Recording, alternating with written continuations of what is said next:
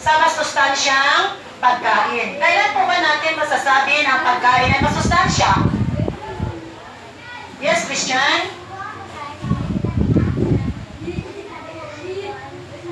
Magaling, Christian, kung ang pagkain daw ay may vitamina at minerals, masasabi natin na ang pagkain ay masustansya. Okay, nice.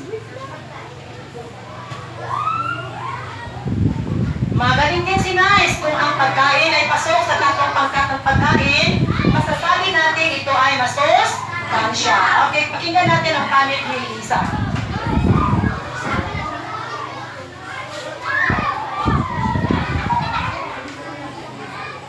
Okay, narinig niyo sabi ni Eliza? Kung ito ay may carbohydrates na nagbibigay lakas sa ating katawan, masasabi din natin ang pagkain ay masustansya. Kailan pa natin masasabi ng pagkain ay masustansya? Yes, Rafi? Yes, kung ang pagkain ay may protina, masasabi din natin na ang pagkain ay masustansya. Kahapon, ay pinahanda ko ang 13 ninyong mga kamag-aral para sa debate na may paksang nakapaskil sa pisara. Pakibasa ko natin lahat.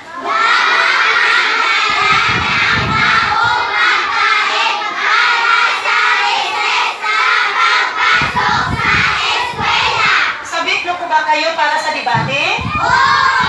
Isagdahin natin ang tagapamuno ng debate ngayong umaga na si Isabel na matalima palakpak sa kanya.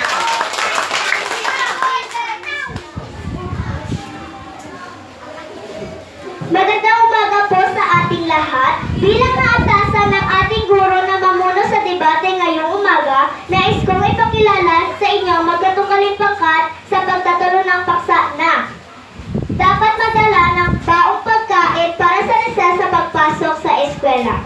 Sa panig ng proposisyon, salubungin po natin ng tig-tatlong palakpak ang mga sumusunod na tagapagsalita. Catherine Soniaga, Princess Jewel Ponce, Florence May Miguel, Judy Ann Flores, Danica Pasinabaw, at si Micaela Trabasa. Sa panig ng opposition, tig-tatlong palakpak din para kay Ziana Lorraine Moralidad, Christine Flor Carrieta, Juliana Grace Farofaldan, Rainier Isquino, Salio Shane Padua, at Jean De Los Santos. At ang ating tagabantay ng oras ay si Lawrence Joe Santiago. Salubungin din po natin ng palakpak ang ating mga hurado. Let's go clap para kay Ginang Marina C. Pasinabaw, Teacher number 3, School Guidance and Nutrition Coordinator. Ginang Susan S. Alagos, Master Teacher, School Peace and Mathematics Coordinator. Ginang Sally P. Osanastre, Master Teacher, School Values and Science Coordinator. At sa huli, Ginoong Gail C. Mendoza, Principal 1, our school principal. Ang paksang pagtatalunan ngayong umaga ay dapat magdala ng bawang pagkain para sa recess sa pagpasok sa eskwela. Bibigyan lamang ang bawat tagapagsalita ng tig-2 minuto. Pakinggan natin ngayon ang unang tagapagsalita ng proposisyon na si Catherine Soniaga sa kanyang argumento. Sa ating guro, sa mga tagapakinig, at sa ating mga kagalang-galang na mga hurado, magandang umaga po sa ating lahat. Bilang unang tagapagsalita ng grupong proposisyon, hayaan niyo po ako magbigay ng aking argumento tungkol sa paksa. Dapat magdala ng baong pagkain para sa recess sa pagpasok sa eskwela. Bakit nga ba kailangan magdala ng iyong sariling baong pagkain tuwing recess? Higit sa anumang bagay, nutrisyon o sustansya dapat ang una nating tingnan sa lahat nating kinakain at para sa akin, makukuha natin ang sapat na sustansya kung tayo mismo ang magdadala ng ating sariling pagkain. Sapagkat ito ay inihanda ng ating mga magulang. Alam naman natin gusto ng ating magulang na tayo maging malusog, kaya't binibigyan magulang na mga pagkain alam nila makatulong upang makuha natin ang sapat na dami ng sustansya na kailangan natin sa araw-araw. Hindi kagaya sa pagbili sa kantina na nakabatay ang makukuhang nutrisyon sa itinitindang pagkain at sa desisyon ng estudyanteng bumibili. Mas masisiguro natin ang kasapatan ng nutrisyon na ating makukuha kapag tayo ay may dalang sariling pagkain. Yun lamang po at maraming salamat. Maraming salamat sa iyo, Catherine. Ang pagkakataong ito ay bibigay ko sa unang tagapagsalita ng oposisyon na si Diana Lorraine Moralidad. Pakinggan po natin siya. Magandang umaga sa ating lahat. Narito kami ngayon ng aking mga kagrupo sa oposisyon upang patunayan na hindi dapat magdala ng sariling pagkain tuwing recess. Ano-ano nga ba ang mga rason kung bakit hindi na kailangan magdala ng pagkain ang mga estudyante sa paaralan? Una, makakapili ang estudyante ng nagugustuhang pagkain. Maraming pagpipilian sari-saring mga pagkain sa kantina. Meron rin din namang mga masustansyang pagkain na tinitinda sa kantina na maaaring magbigay ng mga sustansya na makakatulong sa kalusugan ng estudyante. Alam naman natin na kadalasan sa mga bata ay mas gusto kung sila mismo ang pipili ng kanilang pagkain dahil sila ang nakakaalam kung ano ang kanilang gustong kainin o hindi. Halimbawa, pinabaunan ng kanyang magulang ang kanyang anak, pero hindi ito gusto ng anak. Ang pinabaon sa kanya, hindi na rin ito kakainin at masasayang lamang ang pagkain na inihanda ng magulang. Kaya mas mainam pa rin na hayaang bumili ng pagkain ang mga estudyante sa paaralan kaysa sa pabaunan pa. Maraming salamat po. Maraming salamat sa iyo, Lorraine. Atin naman pong pakinggan ang ikalawang tagapagsalita ng proposition na si Princess Jewel Ponce.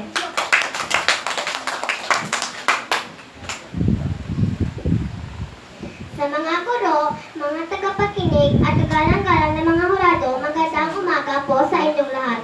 Hindi lingid sa ating kaalaman ang mga balitang tungkol o may kaugnayan sa food poisoning at ito ay napag-alamang nagmula sa mga panis o silang pagkain mula sa kantina ng mga paaralan. Ang tanong, nasisigurado ba nating malinis ang ititindang pagkain sa mga kantina? Para sa akin, mas malinis ang pagkain binabaon mula sa bahay, sapagkat ito ay gawa ng mga magulang na sinisiguradong malinis ng ang mga pagkain kinakain ng mga anak. Sino bang magulang ang gustong magkasakit ang kanilang anak? Dahil hindi malinis ang kanilang pinadalang baon pagkain sa kanilang anak. Bukod pa dito, nasisigurado mong presko o bago ang pagkain kinakain mo kung ito ay galing sa inyong bahay. Hindi katulad sa mga pagkain mula sa kantina na hindi sigurado kung presko o bago pa ito. Dahil maaaring ang pagkain itinitinda ay ang pagkain mula pa sa nakaraang araw na iniinit o itinago lamang ng mga tendera na ang nais lamang ay kumikayo ng Maraming salamat sa iyo, Christine. Sa pagkakataong ito, atin naman pong pakinggan ang ikalawang tagapagsalita ng oposisyon na si Christine Claire Marieta. Magandang umaga sa inyong lahat. Kung kalinisan lang naman ang pag-uusapan, tiyak namang madinis rin ang tinitindang pagkain sa kantina. Hindi naman basta-basta nakapagtinda sa paaralan kung hindi na sigurado ang may otoridad na ligtas kainin ang pagkain tininda. Mayroon din isinasagawa ang random inspection ang otoridad higit sa malinis na pagkain tininda sa mga paaralan upang masigurado ang kaligtasan pangkalusugan ng mga estudyante. Isang hakbang pa para masigurado ang kalinisan ng pagkain sa mga kantina ay ang paggamit ng mga kagamitan pangasa mga mikrobyong katulad ng hairnets, gloves, at malilinis na sisidlan. Kaya sa mga pamagitan ng mga hakbang na ito ay masisiguro pa rin na pasok sa pamantayang pangkalimitan ang mga pagkain kininda sa katina. Maraming salamat. Maraming salamat sa iyo, Kirsty. Pakinggan naman natin ngayon ang ikatlong tagapagsalita ng proposition na si Florence May Miguel.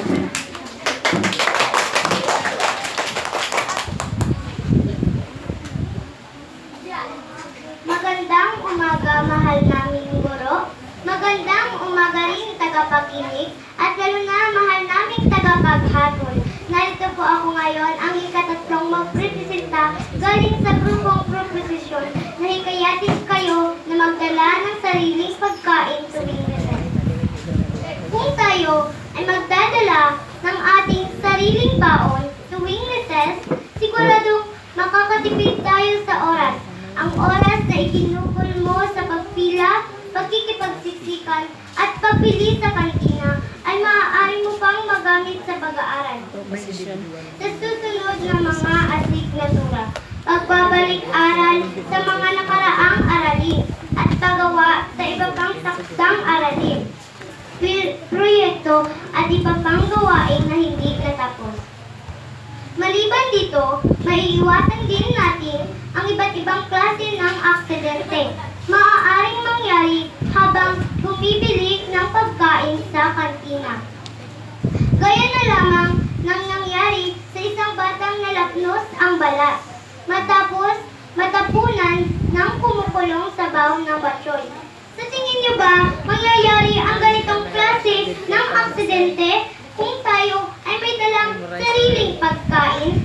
Para sa akin, mas wais pa rin na magdala ng sariling pagkain dahil makatitipid ng oras, maiiwasan mo pa ang iba't ibang klase ng mga aksidente.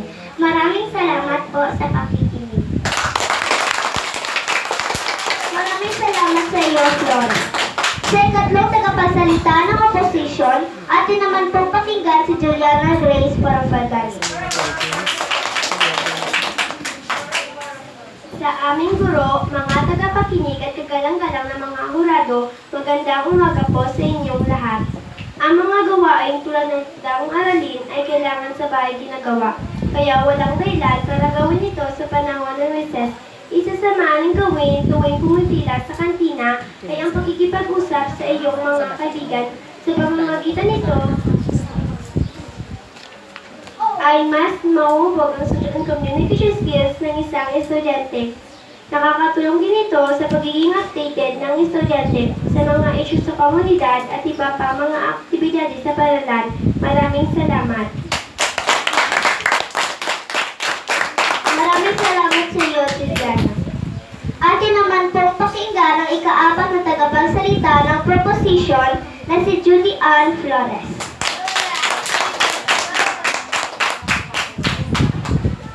Magandang umaga po, mahal naming guro.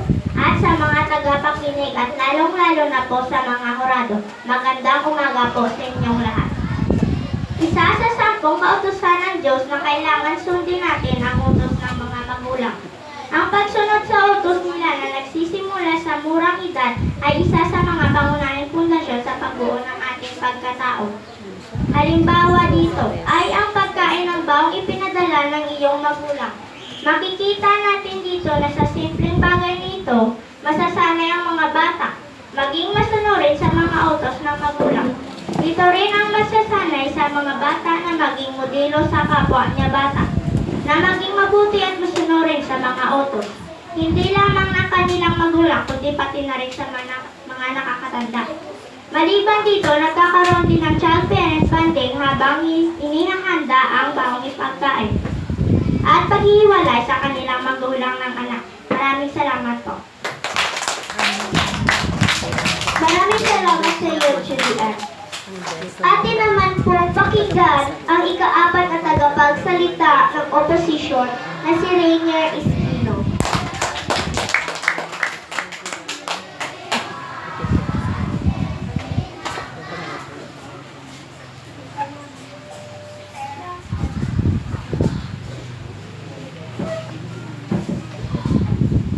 Sa aming guro, mga minamahal at kagalang galang-galang naming hurado, magandang umaga po sa inyo lahat.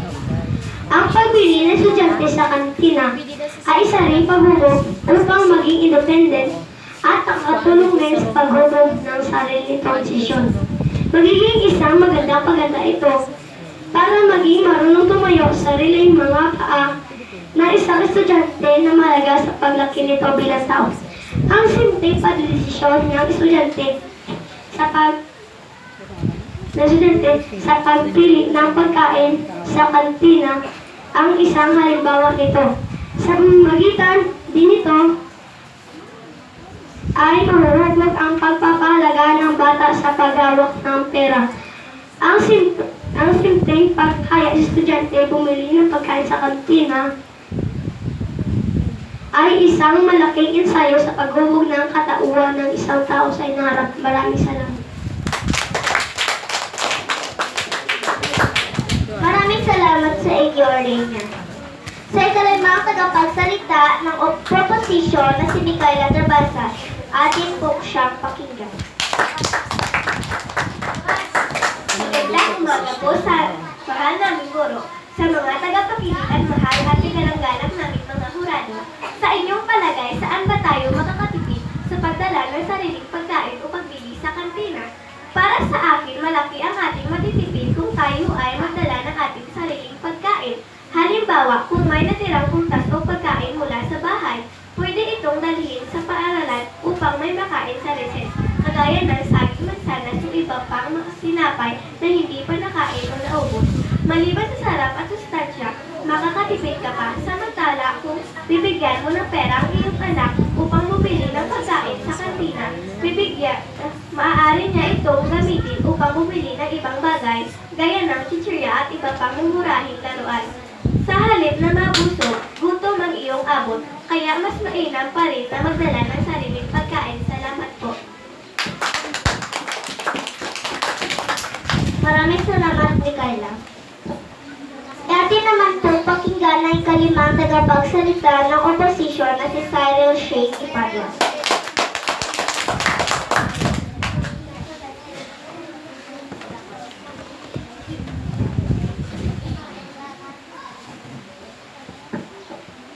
Magandang umaga po sa inyo lahat.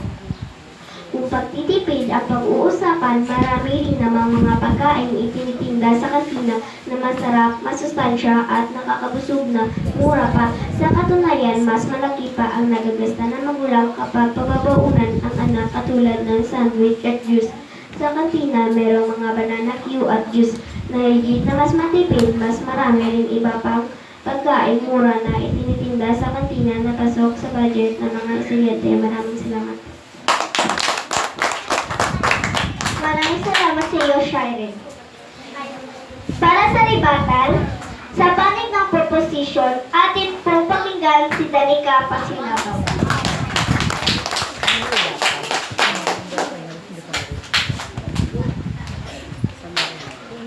Magandang umaga po sa mga mahal naming guro, mga tagapakinig at sa mga kagalang-galang na hurado. Hinihikayat kayo ng grupong proposisyon na makiisa sa aming panig na magdala ng sariling pagkain para sa recess sa pagpasok sa eskwela. At narito ako ngayon upang isa-isahin ang mga argumentong iprinisinta kanina na nagpapatibay sa aming panig tungkol sa nasabing paksa. Ang mga ito ay ang sumusunod. Una, mas masustansya ang pagkain dinadala para sa recess sapagkat tayo o ang ating mga magulang mismo ang naghanda nito. Pangalawa, maiiwasan ang food poisoning at nasisigurado natin ang kalinisan ng pagkain kinakain dahil ito ay mula sa iyong magulang. Pangatlo, maiiwasan nating makipagsiksikan, pagpila at pagkakaroon ng hindi inaasahang aksidente kung tayo ay may dalang pagkain. Makatitipid pa tayo sa oras na pwedeng gamitin sa pag-aaral ng mga aralin. Pang-apat, mahuhubog ang pagiging masunurin ng bata sa kanilang magulang at pagtitiwala nito sa kanya. At pang-lima, bukod sa sarap at sustansya, makatitipid ka dahil maaari nitong dalhin ang mga sobra o hindi naubos na pagkain mula sa bahay. Lahat ng argumentong aking sinabi ay nagpapatunay lamang na mas mainam na magdala ng sariling pagkain para sa recess sa pagpasok sa eskwela. Maraming salamat po.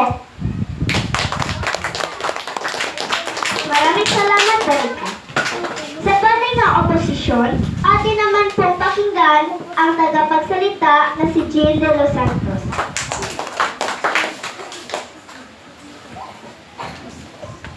Magandang umaga po sa inyong lahat. Kami ay hindi sumasang-ayon na magdala ng baong pagkain para sa recess sa pagpasok sa eskwela sa mga sumusunod na dahilan. Una, maraming masustansyang pagkain na itinitinda sa kantina na maaari pagpipilian ng mga estudyante. Pangalawa, malinis at ligtas ang mga pagkain sa kantina. Pangatlo, nahuhubog ang social communication skills at awareness ng mga estudyante habang pumipila at nakikipagkwentuhan sa mga kaibigan. Pang-apat, nakatutulong sa paghubog ng katauhan ng bata tulad ng paghawak ng pera at pagbuo ng sariling desisyon. Pang-lima, nakatitipid sa pera dahil maraming itinitinda sa kantina na maaaring na masustansya na mura pa. Kaya nararapat lamang na huwag lang magdala ng pagkain baon para sa recess sa pagpasok sa eskwela. Maraming salamat sa iyo, Chief. Okay, bigyan po natin na maraming palakpak ang ating tagaganap. Kasi sa inyong narinig, at kung kayo ay pagpipiliin, ano ang inyong gugustuhin? Yes, Susan Astrid? Okay, pwede pumunta dito para marinig ng lahat.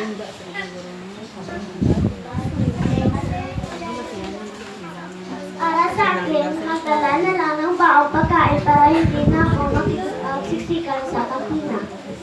Okay, so ayon kay Noreen, babaon na lang siya ng pagkain para hindi na siya makipagsiksikan sa kantina. So, ibig sabihin, siya ay pumapanig sa oposisyon. Ay, oposisyon, sorry. Okay, yung iba. Yes? Albert?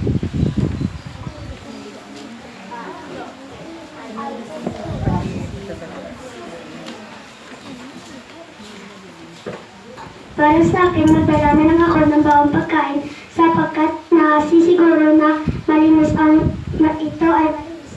Okay, so palagpakan natin si Albert. So ayon kay Albert, nakakasiguro na ito ay malinis kung ang bawang pagkain ay galing sa bahay. Okay, siya ay pumapanig sa proposisyon. Yung iba naman, okay siya ma.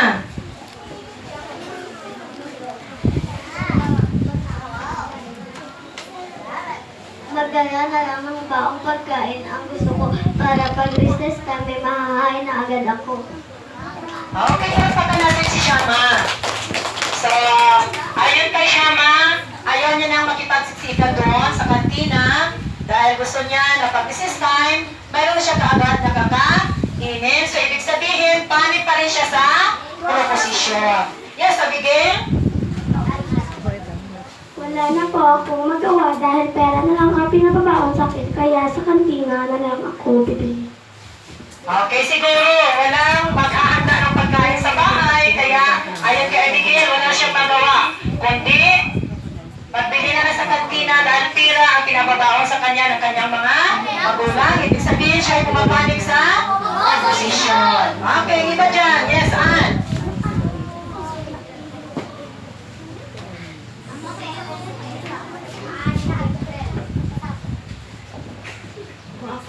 Kung ako ang magpipili, sasabihin ko na magdala ng baong pagkain para sa recess para masigurado na ito ay masustansya. Okay, so ayon naman kay Ann. Siya ay panig sa proposisyon. So para masigurado daw ang sustansya na makukuha niya sa kanyang kinakain. Yes, Christian? May sasabihin ka? O sige. So, saan ka papanig? Sa oposisyon o proposisyon? Ano? Okay, sa oposisyon daw siya. So, bakit papanig ka sa oposisyon? Magdala na lang ako ng pagkain. O, so ibig sabihin siya ay sa proposisyon. Okay. Sino pa gusto magsalita? Ano ang panig mo, Lawrence? O, huwag pa hiya. Para Para sa akin, mas mainam na bumili na lang sa kantina para makitipid sa pera dahil maraming murang pagkain na ibinigay. Okay, so si Lawrence ay sa panig ng oposisyon. Okay, sino pa ang gusto magbigay ng kanyang panig? O suporta sa proposisyon o sa oposisyon? Okay, Chrislyn. Sa akin naman ay magdala ng baong pagkain para masigurado na ito ay sariwa. Okay, so para masigurado na sariwa, sa bahay na lang siya, dapat pag mula sa bahay, may baon na siyang pagkain. So, ibig sabihin siya ay pumapanig sa proposisyon. May gusto pa bang magbigay ng suporta sa oposisyon man o sa proposisyon? Yes, friendship?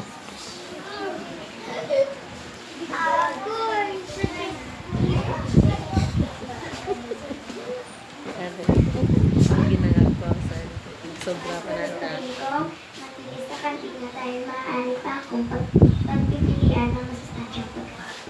Okay, so ayon kay friendship, bibili na lang siya sa kantina dahil maraming pagpipilian sa kantina, kaya siya ay pumapanig sa proposisyon.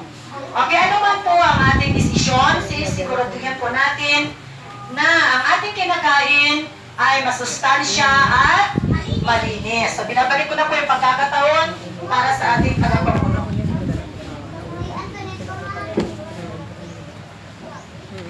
Sa ngayon, tatuwagin ko na po ngayon ang ating mga hurado para sa kanilang hatol. Chief Judge. Ikaw saan? Ari-ari. Nag-aapan ka. Ini isahon ka lang siya. Ikaw lang ba sir? Bibili na lang ako sa kantina dahil wala si nanay sa bahay para ipaganda ako ng baong pagkain para sa resort. Okay, so karamihan sa atin dito, ang ating mga magulang, lalo na ang ating nanay, ay wala sa bahay dahil nakikipagsapalaran sa ibang bansa o sa ibang lugar para makatulong na maibigay ang pangailangan ng kanilang mga anak. So si Antoinette ay pumapanig sa oposisyon dahil wala ang nanay niya para maghanda ng pagkain ipabaon sa kanya. So narito na ang ating mga hurado para ibigay ang hatol sa debate ngayong umaga.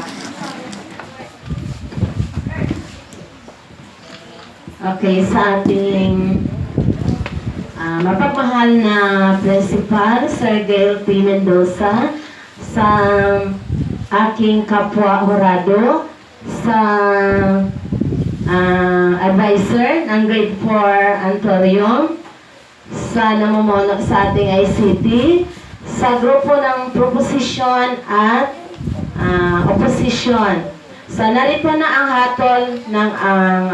hatol naming mga hurado. Una, ang pangkat na naka-impluensya sa aming tatlo ay ang pangkat ng proposisyon. Okay, palakpak! Kaya palakpakan. Nais din namin ipakilala sa inyo ang pinakamagaling na tagapagsalita. Siya ay mula sa grupong proposisyon. Sa katauhan ni Catherine Soniega at Florence Miguel. Okay, congratulations! Congratulations! Okay, narito na ang komento at suwestyon naming tatlo. Una, mabuti yung may baong pagkain para sa recess sa pagpasok sa eskwela.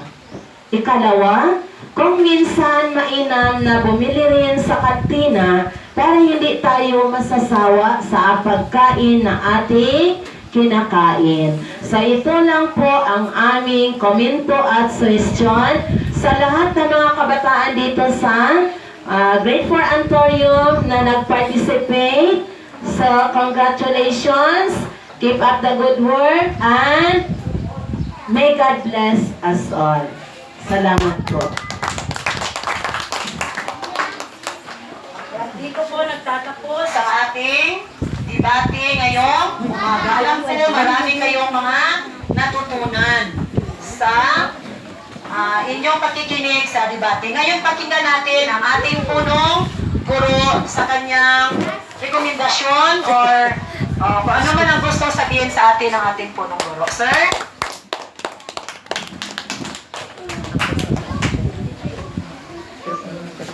Okay, first of all, good morning sa ating lahat.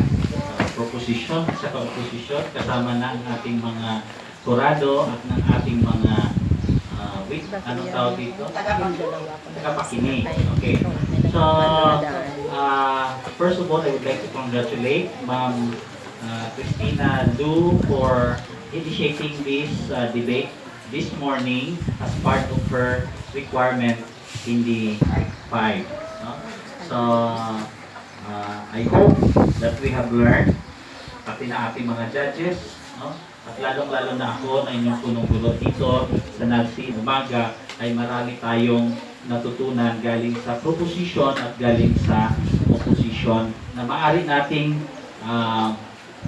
gamitin, no, sa pagpatuloy ng operation ng ating paaralan, ng ating kantin. So sa lahat sa inyo, lalong-lalo na sa kay Ma'am Christina Lu, congratulations at sana mag-enjoy tayo ngayong araw.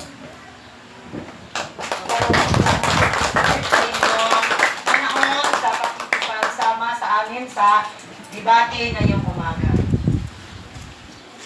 Okay, dito na po nagtatapos ang ating aralin sa APP. Pupunta na tayo sa ating susunod na asig na tura. Maraming salamat. Thank you, Judge. Judge na kami subong.